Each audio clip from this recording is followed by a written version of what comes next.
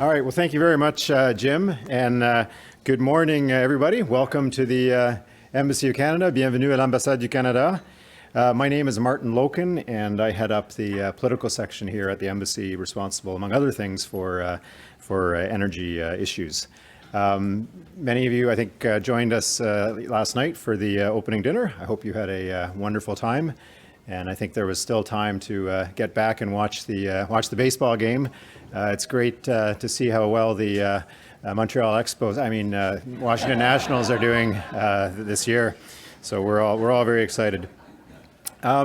So, for us here at the Embassy, it's important. We have a role to be a platform and a convener for important discussions amongst industry, government, think tanks, and others on issues that are critical to both our countries. And certainly today's event, and we're delighted to be partnering with WIRES and many of the other partners to put on this discussion today on the North American grid.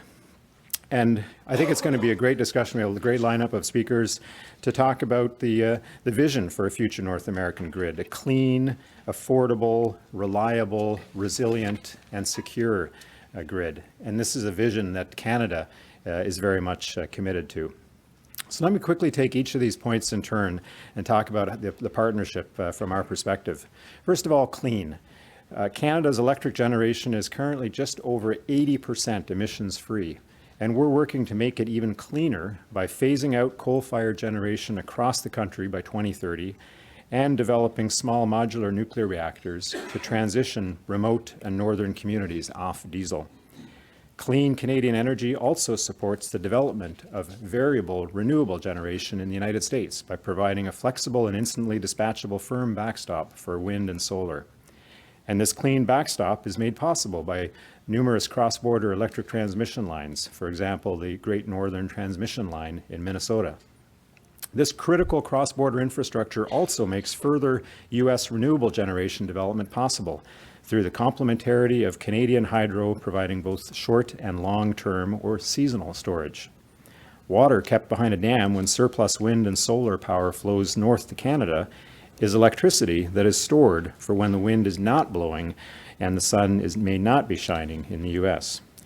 Canada also has surplus generating capacity, particularly with regard to our hydro resources, meaning that much more new and additional generation is possible.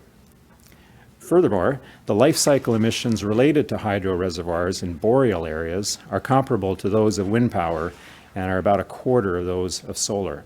And with run-of-river hydro generation, we have even lower life cycle emissions. So we've got lots of flexible resources already and much more that we can do. In fact, we've only developed about a third of our hydro potential nationally.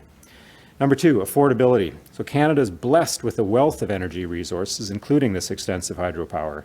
Electricity generation and transmission distribution makes up roughly 10% of our economy, and I think in the US it's roughly 5%.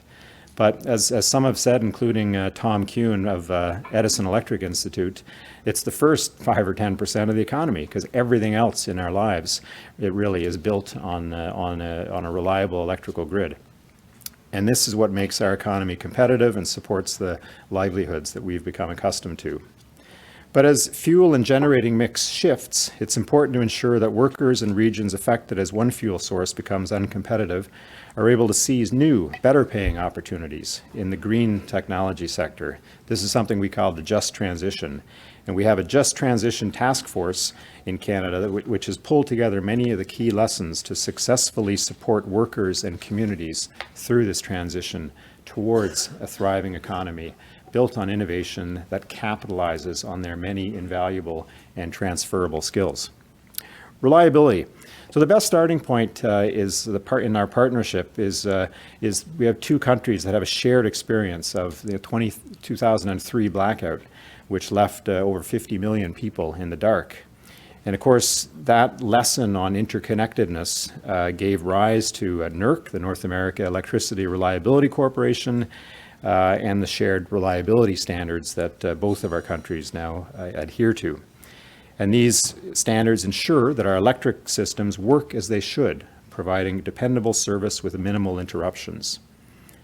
Joint efforts to deploy smart and digital technology have involved labs, research organizations, utility companies, and suppliers on both sides of the border to build the most reliable grid we've yet seen in North America. But of course, there's more to do, and that's what we're here to talk about.